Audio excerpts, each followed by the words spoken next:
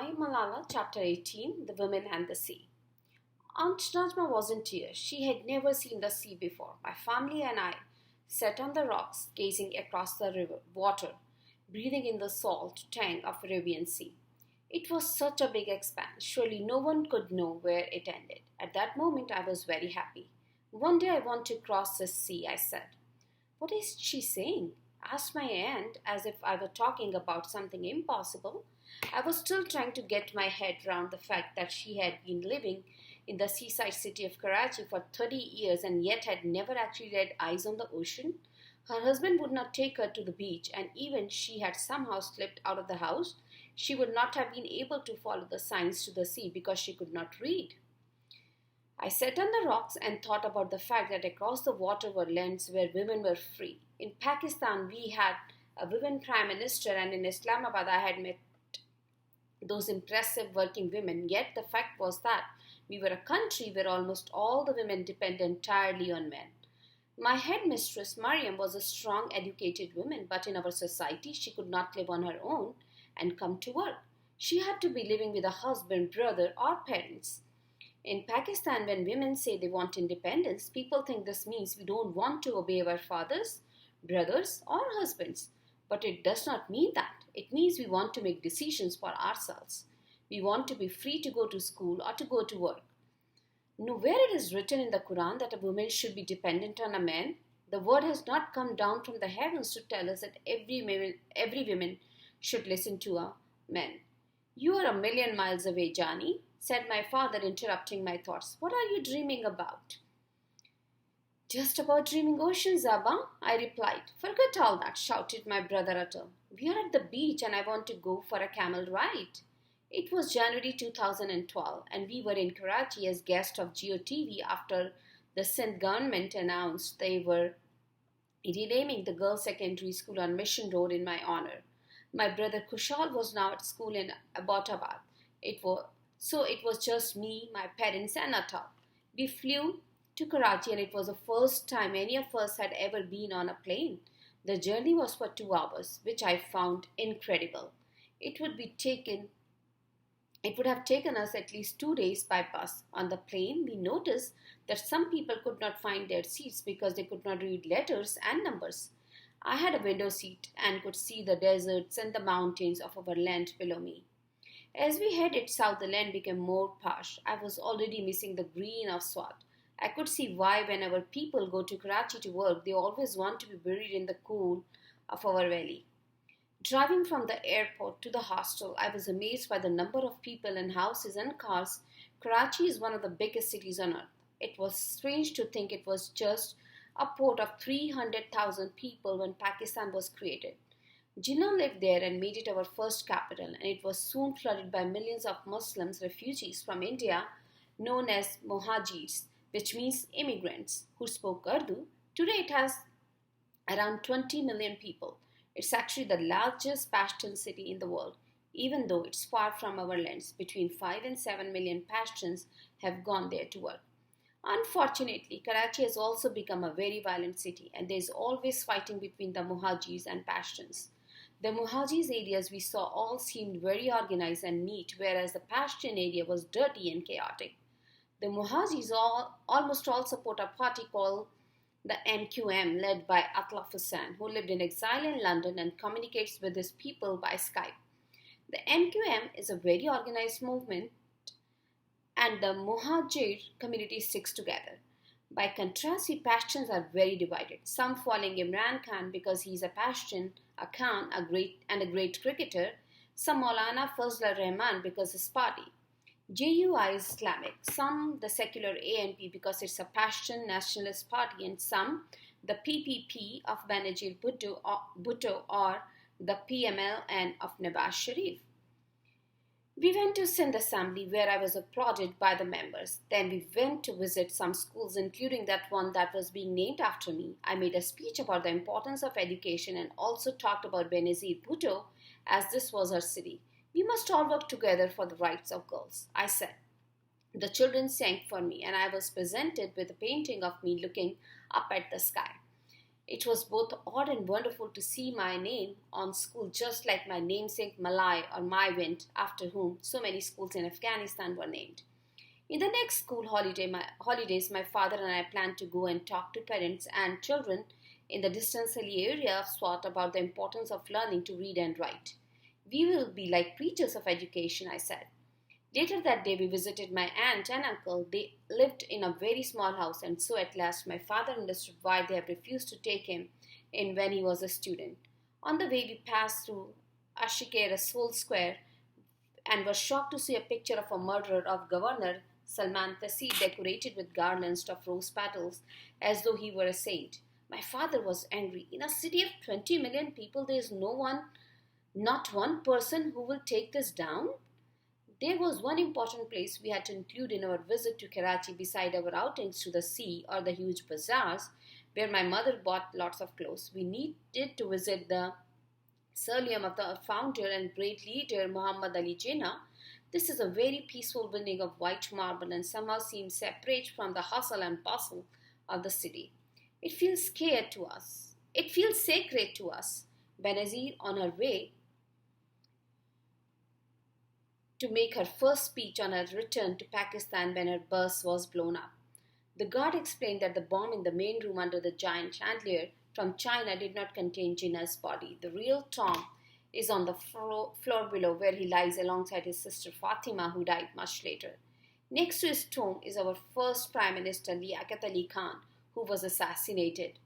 Afterwards, we went into a small museum at the back, which had displays of special white bow tie Jinnah used to order from Paris, his three-piece suits tailored in London, his golf club, and a special traveling box with drawers for 12 pairs of shoes, including his favorite two-tone brogues. The walls were covered with photographs. In the one from the early days of Pakistan, you could easily see from this thin, sunken face, Jinnah was dying. His skin looked paper thin, but at the time it was kept a secret. Jinnah smoked 50 cigarettes in a day. His body was riddled with TB and lung cancer when Lord Mountbatten, the last British Viceroy of India, agreed that India would be divided at independence. Afterwards, he said that had he known Jinnah was dying, he would have delayed and there would have been no Pakistan. As it was, Jinnah died in September 1948, just over a year later. Then a little more than 3 years after that, our Prime Minister was killed. Right from the start, we were an unlucky country.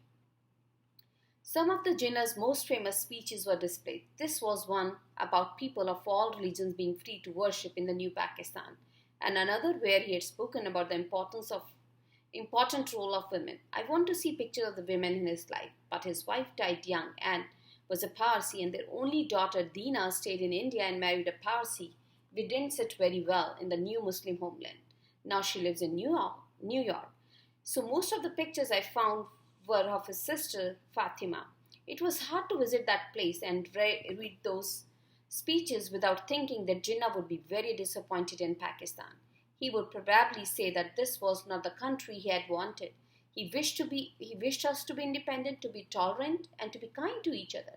He wanted everyone to be free, whatever their beliefs.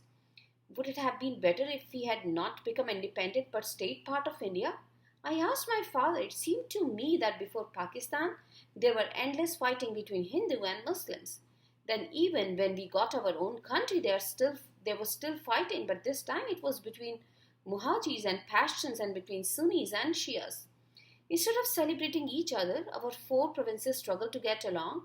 Sindhis often talk of separation in Balochistan. There is an ongoing war which gets talked about very little because it is so remote. Did all this fighting means we needed to divide our country yet again? When we left the museum, some young men with flags were protesting outside. They told us they were Seraiki speakers from southern Punjab and wanted their own province. There seemed to be so many things about which people were fighting. If Christians, Hindus, or Jews are really our enemies, so as so many say, they were Muslim fighting with each other. Our people have been misguided. They think their greatest concern is defending Islam and being led astray by those like Talibans who deliberately misinterpret the Quran. We should focus on practical issues. We have so many people in our country who are illiterate. and many women who have no education at all. We live in a place where schools are blown up.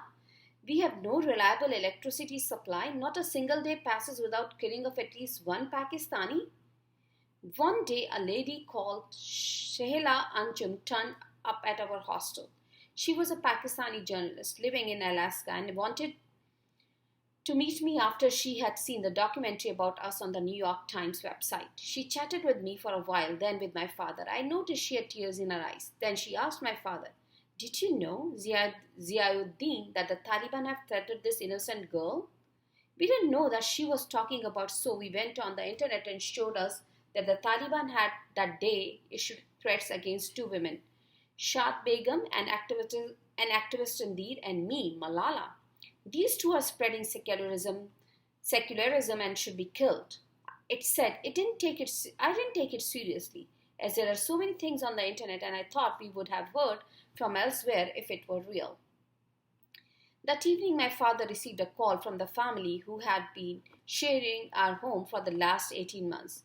Their previous home had a mud roof which leaked in the rain, and we had 2 spare rooms, so they stayed with us for a nominal rent, and their children went to our school for free.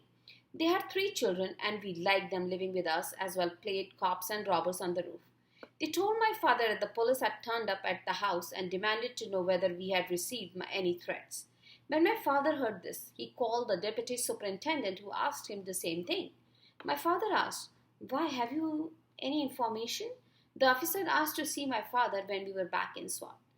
After that, my father was restless and could not enjoy Karachi. I could see my mother and father were both very upset.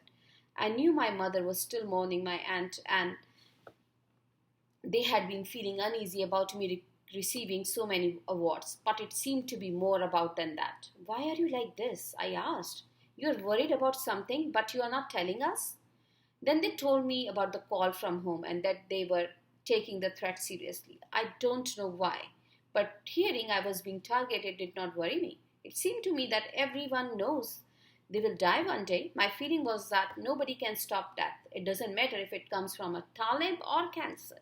So I should do whatever I want to do. "Maybe we would stop our campaigning, Johnny, and go into hibernation for a time," said my father. "How can we do that?" I replied.